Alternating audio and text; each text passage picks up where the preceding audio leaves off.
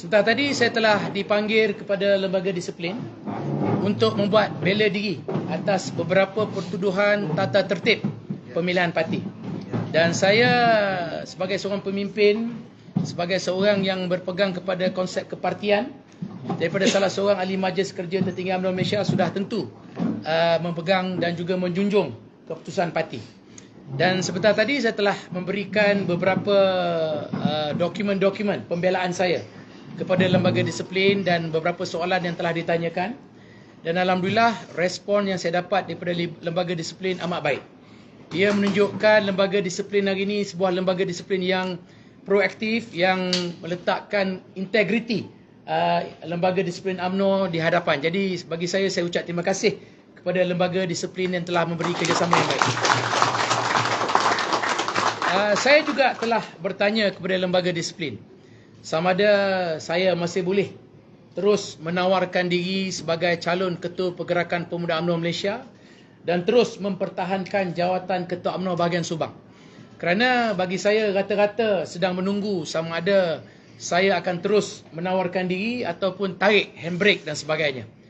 Dan kenyataan yang telah diberikan oleh lembaga disiplin, mereka tak ada halangan untuk saya menyerahkan borang pencalonan. Kerana lembaga disiplin perlu melihat semua sudut. Kita berikan masa kepada lembaga disiplin untuk membuat orang cakap penilaian terhadap apa yang mereka dapat pertuduhan terhadap diri saya.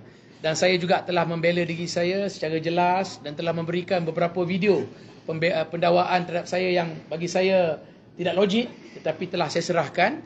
Dan saya juga secara terbuka menyatakan bila saya berturun ke bawah sebagai seorang majlis tertinggi, kerana ini adalah demokrasi parti. Sebelum menawarkan diri sebagai Ketua Pergerakan Pemuda UMNO Malaysia, sudah pasti saya perlu tahu respon. Saya perlu tahu bagaimana respon di peringkat akar umbi penerimaan. Sama ada saya layak atau tidak layak menjadi seorang Ketua Pergerakan Pemuda UMNO Malaysia. Alhamdulillah, saya rasa selepas turun kurang daripada 9 negeri, respon yang cukup baik.